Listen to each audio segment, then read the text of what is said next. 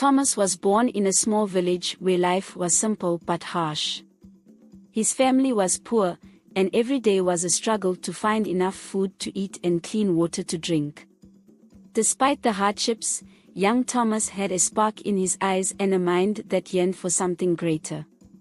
His father, a humble farmer, and his mother, a seamstress, did their best to provide for their 5 children, but it was never enough. From an early age, Thomas exhibited an extraordinary drive. He was determined to escape the clutches of poverty and provide a better life for himself and his family. His ambition, however, was a double-edged sword. It made him restless and discontented with his circumstances. While other children played, Thomas schemed and plotted, always on the lookout for opportunities to make money. His opportunity came when he was a teenager. One day, while wandering through the village market, Thomas overheard a conversation between 2 men discussing a local herbalist known for his unusual practices. The herbalist was said to possess knowledge of ancient rituals that could bring wealth and prosperity. Intrigued and desperate, Thomas decided to visit the herbalist, hoping to change his fate. The herbalist, an old man with a mysterious aura, welcomed Thomas into his small, dimly lit hut. The walls were lined with shelves filled with jars of strange herbs and potions. Thomas explained his plight and his burning desire to escape poverty. The herbalist listened intently, then nodded thoughtfully. "There are ways to acquire wealth beyond the ordinary means," the herbalist said. "But be warned, the path you seek is fraught with danger and moral compromise." Thomas, undeterred by the warning, pressed on. "I am willing to do whatever it takes. Tell me what I need to do." The herbalist's eyes gleamed with an unsettling light as he revealed the details of a money ritual. It was a dark and ancient practice that required the exploitation of others, specifically young, naive women who were often referred to as slay queens. These women, attracted to wealth and glamour, would be easy targets for the ritual. "You must lure these women with promises of luxury and riches," the herbalist instructed. "Once they are under your influence, the ritual will siphon their vitality and fortunes into your own." Thomas hesitated for a moment, considering the moral implications. But the thought of remaining poor was unbearable. He steeled himself and agreed to perform the ritual. The herbalist handed him a small, intricately carved wooden box containing the necessary items for the ritual and a set of instructions. As Thomas left the herbalist's hut, a sense of foreboding mingled with his excitement. He was on the path to wealth, but it came at a great cost. Thomas wasted no time in putting the ritual into practice. He moved to the city, where the bright lights and bustling streets were filled with ambitious young women seeking fame and fortune. With his newfound knowledge, he quickly adapted to the city's lifestyle, blending in with the wealthy elite. He dressed in the finest clothes, drove luxurious cars, and frequented the most exclusive clubs. It wasn't long before Thomas became a magnet for slay queens. His charm and display of wealth were irresistible to many young women who dreamed of living a life of luxury. Thomas skillfully manipulated their desires, promising them the world in exchange for their loyalty.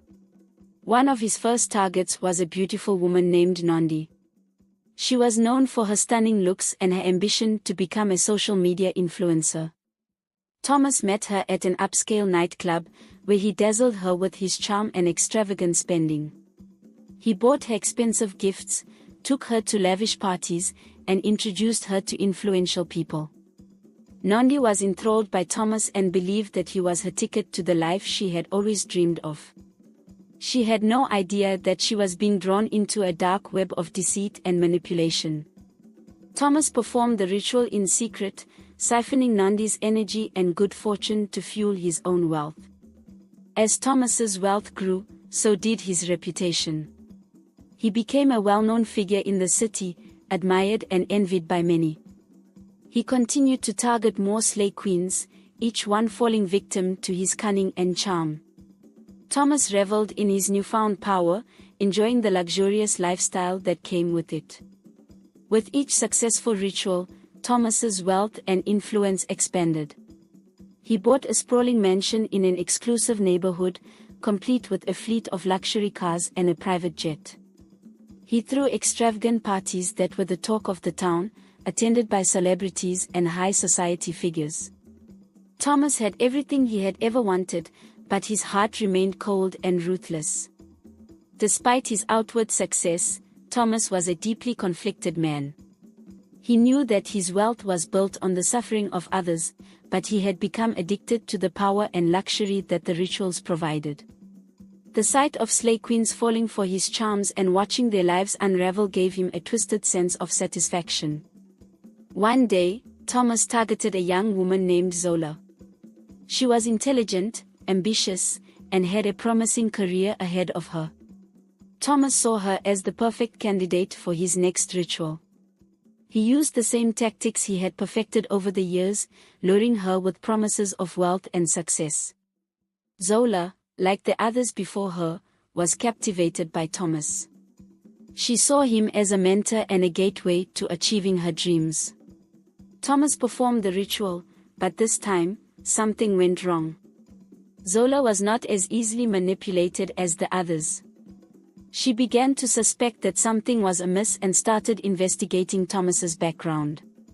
As Zola dug deeper, she uncovered the dark secrets behind Thomas's wealth. She discovered the herbalist's hut and the stories of other women who had fallen victim to his rituals. Armed with this knowledge, Zola confronted Thomas, demanding an explanation. Thomas, caught off guard, tried to charm his way out of the situation, but Zola was resolute. She threatened to expose him to the authorities and the public. For the first time, Thomas felt a flicker of fear. His carefully constructed empire was on the verge of collapse. Desperate to protect himself, Thomas resorted to drastic measures. He used the last of his ritual items to perform a powerful incantation that would silence Zola. The incantation was successful, and Zola's life began to spiral out of control. She lost her job, her friends, and her health deteriorated rapidly. But Zola's determination did not waver. Even as her life crumbled, she continued to gather evidence against Thomas. She reached out to the other victims, forming a network of women who had suffered at his hands. Together, they vowed to bring him down. As the pressure mounted, Thomas's luxurious lifestyle began to lose its luster.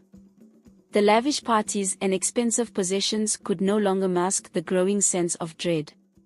He knew that his time was running out, but he refused to stop the rituals. The thought of returning to a life of poverty was too much to bear. One night, as Thomas performed another ritual, he was interrupted by a knock on the door.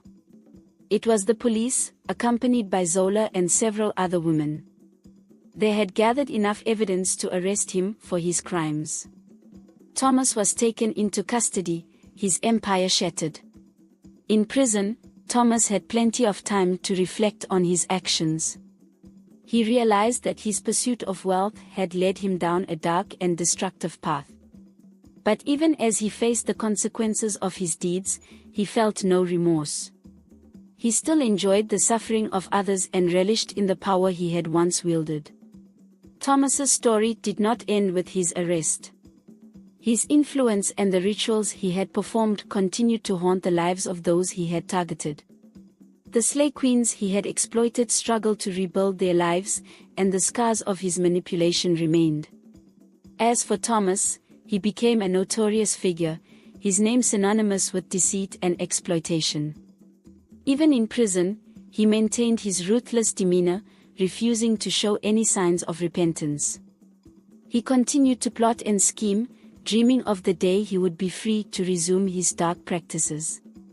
The story of Thomas, the relentless ritualist, serves as a cautionary tale. It warns of the dangers of unchecked ambition and the moral compromises that come with the pursuit of wealth. It is a reminder that true success cannot be built on the suffering of others and that the price of such a life is ultimately too high to bear.